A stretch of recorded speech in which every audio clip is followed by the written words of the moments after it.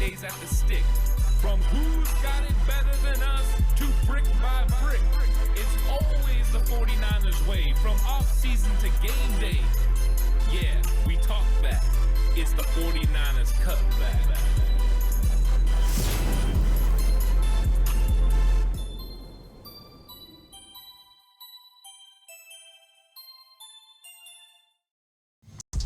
It's 49ers Cutback podcast time. Welcome to the show, everyone. And it was a trade deadline that saw the 49ers be pretty darn quiet. In fact, it was after the 1 p.m. Pacific time deadline that we got to see that the 49ers actually made a trade, trading for defensive tackle Khalil Davis from the Houston Texans. And it wasn't a name that everyone was familiar with, and a lot of people got confused and they thought the 49ers actually traded Khalil Davis to the Houston Texans. So it was an interesting move for the 49ers. And of course, we are going to get all into Khalil Davis in this one because the 49ers were expected to make a lot of moves. And I think everyone was pretty clear that the Niners, were in on several players, and it had been reported for weeks that the 49ers were in on Zadarius Smith. Zadarius Smith did get moved, but he goes to the Lions as expected. But then there were other names. Azeez Ojulari, not traded. Giants hold on to him. Harold Landry, not traded. Titans hold on to him. Arden Key, not traded. Titans hold on to him.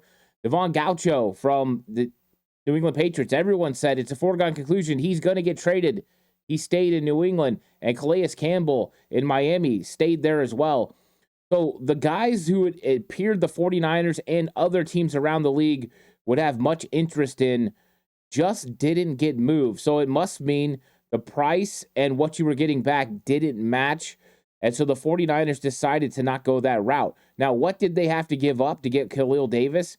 A 7th round pick in 2026. So it's not even affecting the potential 11 picks they're going to have in next year's NFL draft. It's all the way into 2026. So when it comes to compensation, this is a good move for the 49ers. It doesn't hurt them anytime soon, and a 7th round value on a pick in 2026 is the equivalent of an undrafted free agent a move. That's kind of how they handle when you trade picks away for future years. That is devalued, so it's actually valued under a 7th round pick. So in that case, they're not really giving up a whole lot. But Khalil Davis is an interesting guy because this is a guy that's been in and out of the league. He's been around the league a little bit, played in the UFL as well. And so he's not a guy that you see and you think, wow, that's a blockbuster move. And I'm going to say this, and I don't want anyone to take it the wrong way because I don't know if he's going to be a player the 49ers can count on. But the 49ers have done this in the past.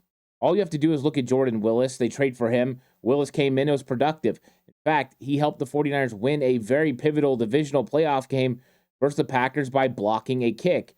But also you get a guy like Charles Omenihu. You trade a 6th round pick on the trade deadline. It flies under the radar. No one very excited about Omenihu. And then he comes in and he plays well for the 49ers over the 1.5 seasons he's in San Francisco. And he goes and gets a big deal. So I'm not ready to completely write this move off, but I am keeping in perspective. Do I expect him to have the impact of a Charles Omenihu? No, I don't. I think this one was a complete depth move. And the 49ers felt they needed to get a little bit better when it came to depth at the defensive tackle spot. And saying that, Khalil Davis definitely fits the San Francisco 49ers way of doing things and how Chris Kasarik likes to have his defensive tackle. So in that case, it's spot on. Now, before we get into any more, I'd like you to please like and subscribe to the channel. If you could, that'd be great for me. I'd really appreciate it. If you're listening on audio platform, 49ers Cutback on Belief Network, please give it a 5-star rating. And if you're going to bet with Bet Online. Bet Online is the world's most trusted betting platform and your number one source for online betting. From the earliest odds to in-game live betting, Bet Online provides you with all the action and the ability to watch the games as they happen. The largest selection of odds on everything from football, NBA, NHL to entertainment and political props, head to Bet Online today to get in on the action. With America's most trusted site for online wagering, Bet Online, the game starts here. So let's get into Khalil Davis a little bit. And it's going to get confusing, of course, because the San Francisco 49ers have Khalil Davis and Khalil Davis, the Davis brothers. that could change because the 49ers are going to have to make a corresponding move, and it probably will be a defensive tackle. And so let's go through the defensive tackles just for a second and look at it. So they're going to have Malik Collins and Jordan Elliott. That will probably continue to be your starting unit. And then after that, your normal rotation goes Kevin Givens and Khalil Davis. Now, Givens has been dealing with a groin injury, so that could be a part of this move as well. Maybe they are feeling like Kevin Givens needs to have a stint on the IR, or he's going to be out multiple weeks, so they needed to add depth to the defensive tackle position.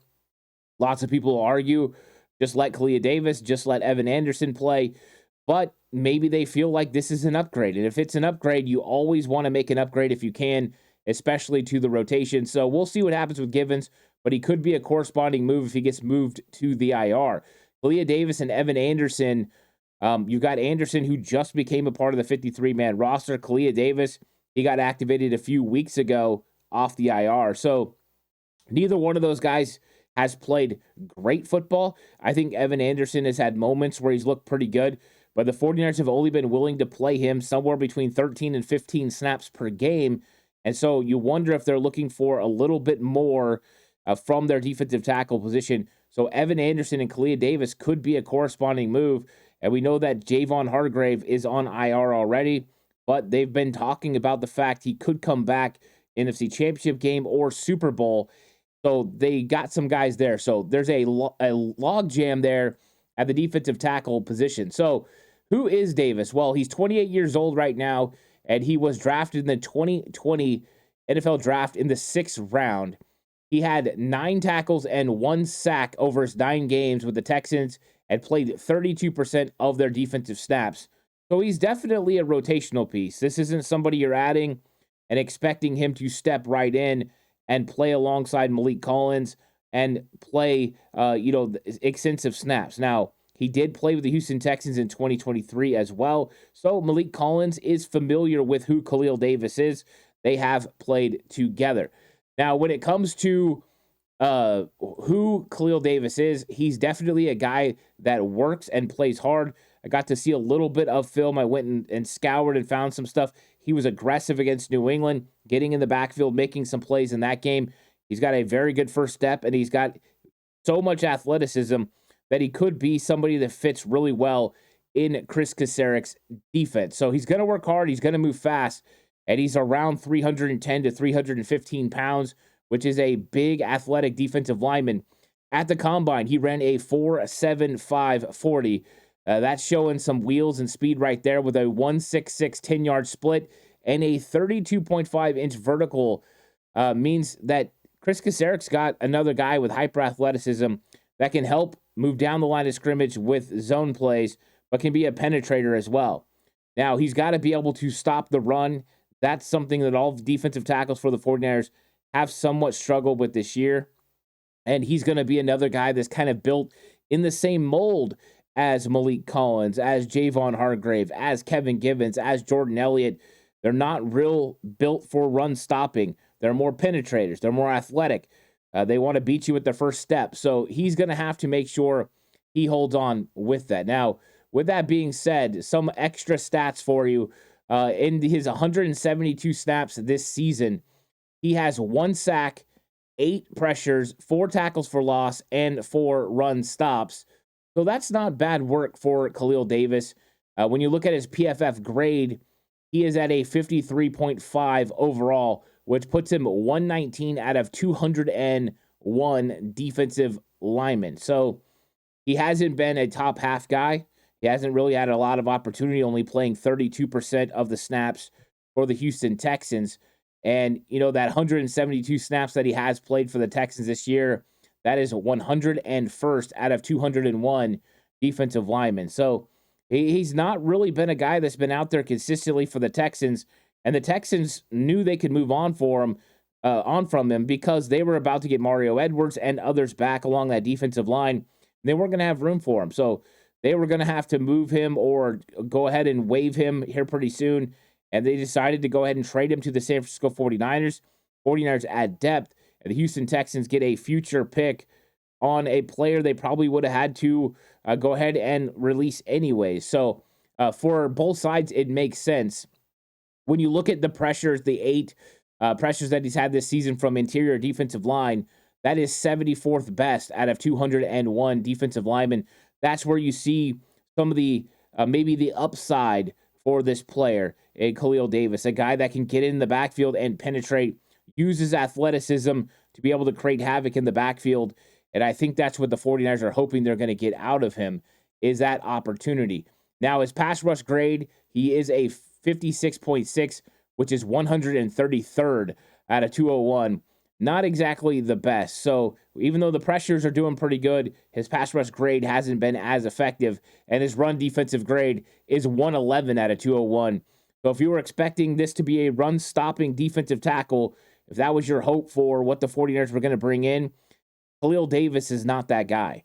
He's not going to be the guy that stops the run. You just got to think he's the same mold of defensive lineman that they have already. The one outlier the 49ers have on the defensive line is Evan Anderson. Evan Anderson is built more stout, a guy that can occupy blockers and plays the run, and not really as effective when it comes to stopping the pass or getting after the quarterback when it comes to pass and pressure. So this is another guy similar. I think if there's some sort of thing with Kevin Givens, this makes the most sense for a subtle replacement until Givens can come back.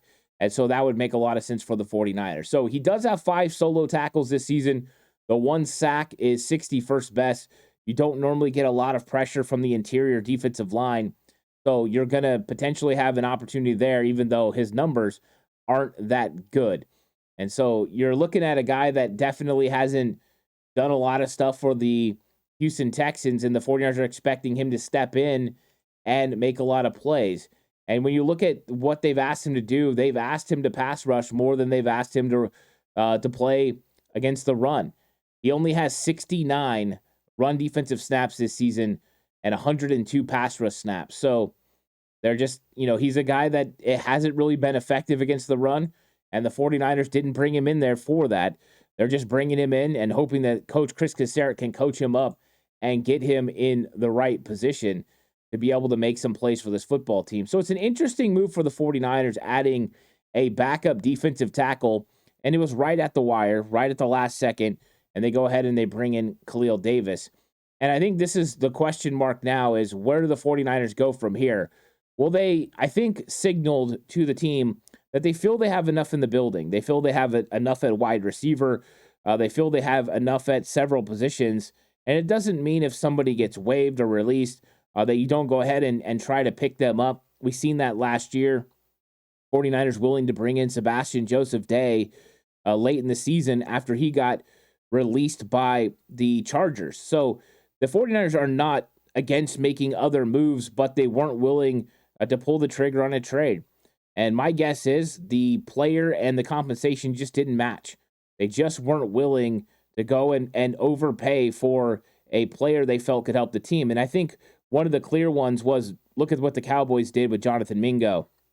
Completely shocking, the fact that they traded away a 4th-round pick for Jonathan Mingo. And if you've been on the channel, you know that I like Jonathan Mingo. I thought he was a really nice talent coming out of Ole Miss.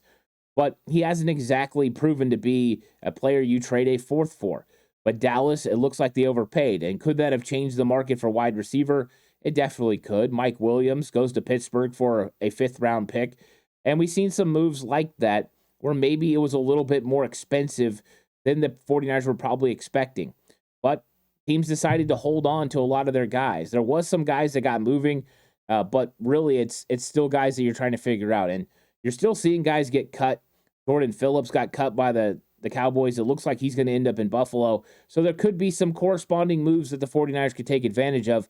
But I think this is a good sign for 49er fans who are wondering how comfortable the 49ers feel with Ricky Pearsall and Jacob Cowan. They weren't willing to make a move at wide receiver, and there was players out there.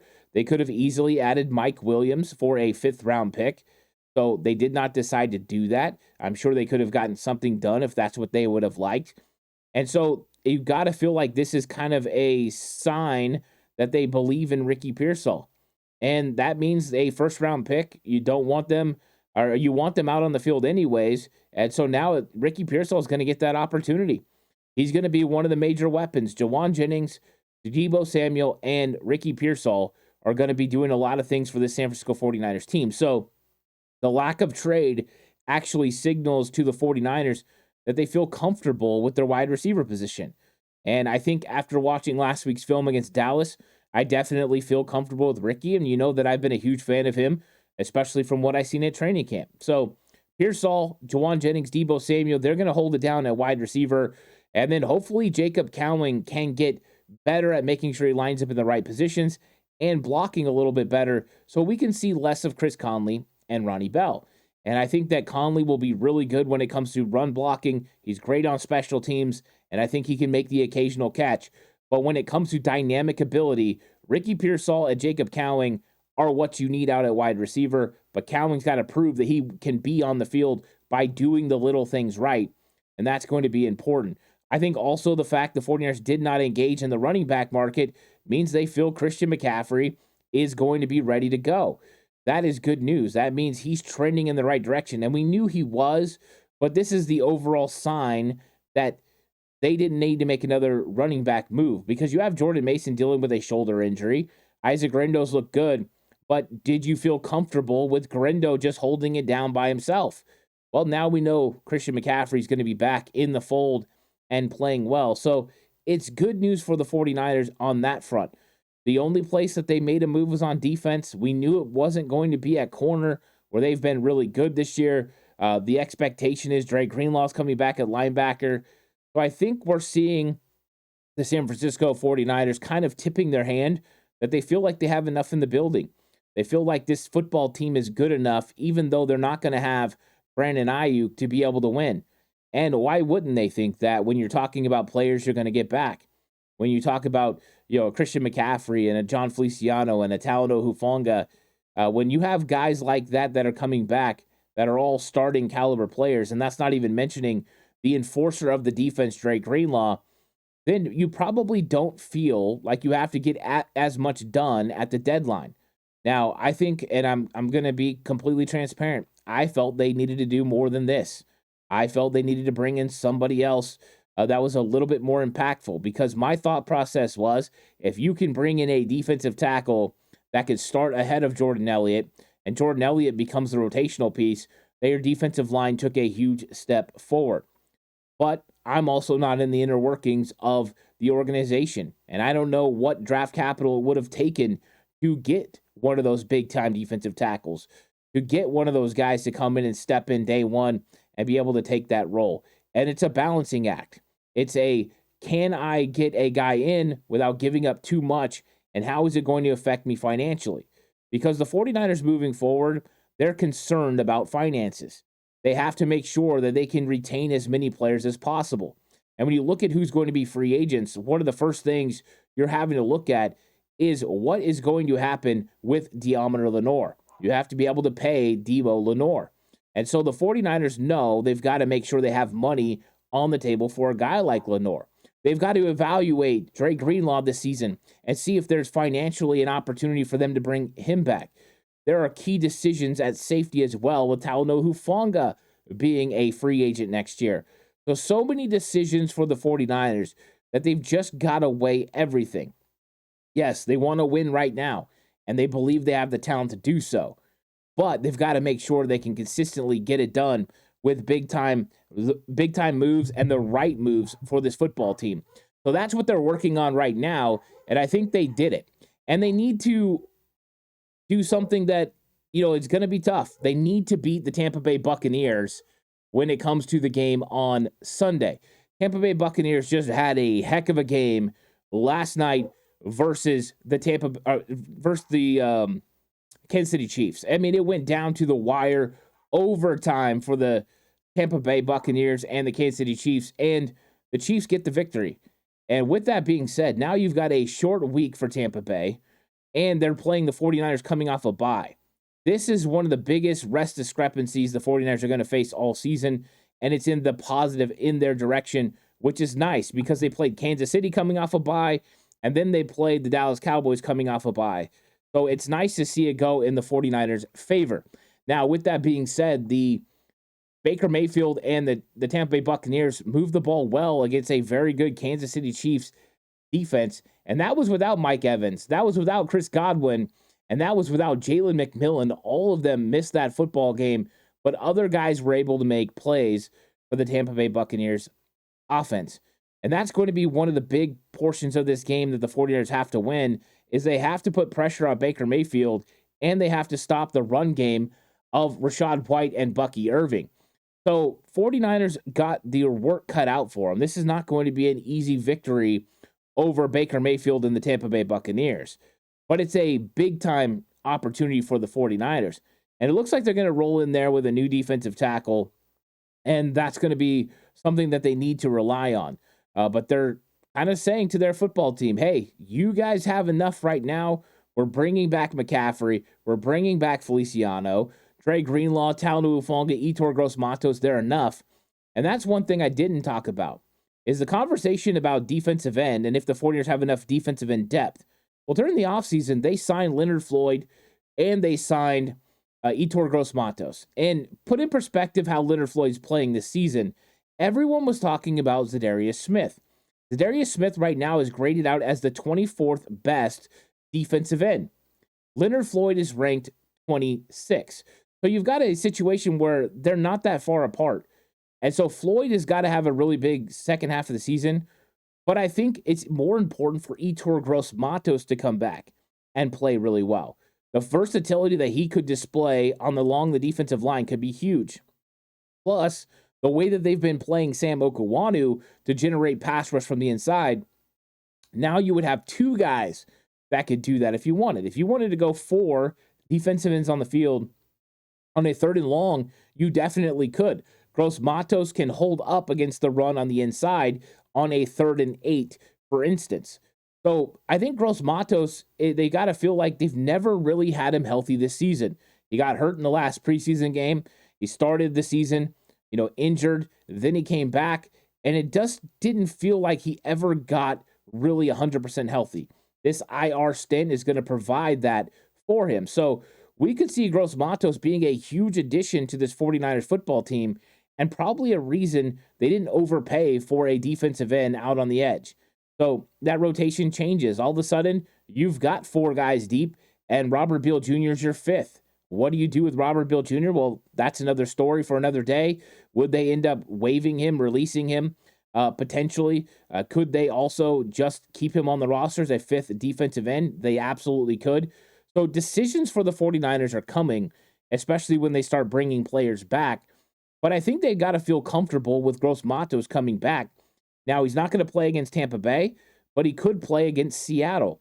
So this defensive end room could definitely change, and the 49ers have more additions coming on D-line because of some of the injuries. And they're going to need it. They're going to need to play really well to be able to get after Baker Mayfield and this Tampa Bay Buccaneers offense. It's really good. 49ers our defense has to play well. You look at DVOA, 49ers DVOA in pass coverage, number 2 in the NFL, 19 when it comes to run defense. Well, that's probably not going to get a whole lot better until you get a guy like Gross-Matos back, a linebacker like Dre Greenlaw, safety Talanoa Hufanga.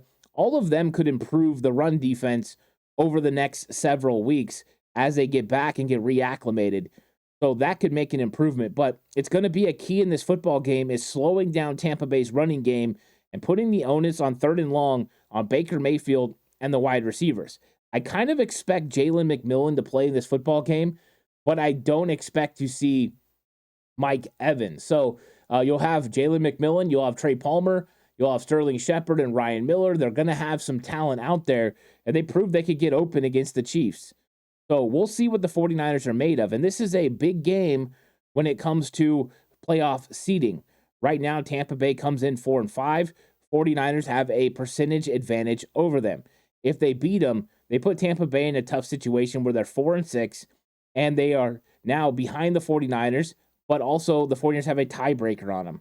So right now it's about playoff seeding, and getting one of those teams that could be in your way in the wild card is always important. This last week, some teams started coming back to earth, and it's now gotten a little bit easier to find a path to the wild card. Now, the 49ers' ultimate goal is to win the NFC West. Well, that means winning games coming right out of your bye. You beat Tampa Bay, And then you've got Seattle coming to Santa Clara. That is a huge game. That will be the Seattle's going into, it will be going to the bye week after the 49ers game. So a big win there. They could officially almost end Seattle's opportunity to win the NFC West while putting them in position to now be able to go after the Rams and go after the Cardinals and overtake them in the NFC West. So big wins need to happen for the 49ers. And this is how you do it. You have to beat Tampa Bay. Now, when you look at Tampa Bay's defense, they are still very, very talented, especially along the defensive line where they have Calais Cansey and Vita Vea and Yaya Diaby. I mean, they have some dudes up front. They still have Levante David. That's really good. They have Joe Tryon to bring pressure off the edge, the former Washington Husky. And then they've got a pretty good secondary as well.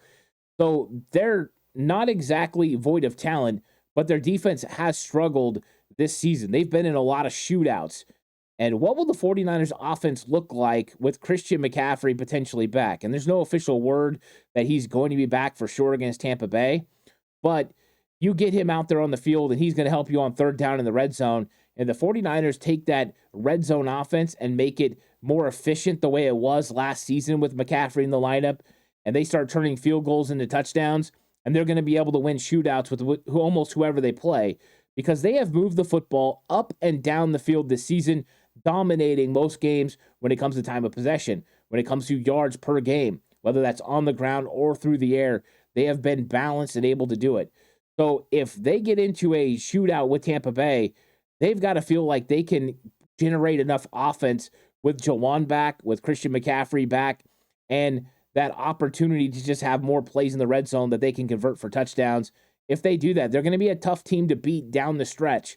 And I know a lot of people are looking at the Packers and they're looking at the Bills coming up on the schedule, but the 49ers are formidable as well. Those teams are looking at the 49ers the same way that fans are looking at those teams. Like, man, that's going to be a tough one against the 49ers. And I think the 49ers can get a long way towards getting the into the season where they want by defeating the Tampa Bay Buccaneers in this game.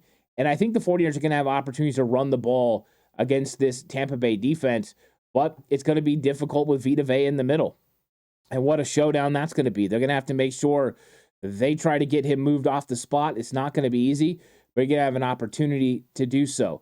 So it's interesting. 49ers didn't do a lot at the trade deadline. They feel like they're getting enough players back. And of course, if you want to go back, yesterday's video, I went through all the players they're getting back, talked about the timelines for them to be reinserted into the lineup and for the play share, how much they're going to play, their usage, including Christian McCaffrey, Dre Greenlaw. All that's available. Go check that video out or listen to it on Spotify, Apple, wherever you listen. So those are available. But now they added defensive tackle, and it wasn't a big move. It wasn't a sexy move. But what it was a move that they felt they needed to make. And now we'll be curious what the corresponding move is and how this ends up affecting this 49ers defense moving forward. So 49ers have a pretty quiet trade deadline. They do add Khalil Davis for a 2026 7th round pick. And now they've got to make a corresponding move. And as time of recording, they have not made that move. But at some point they will.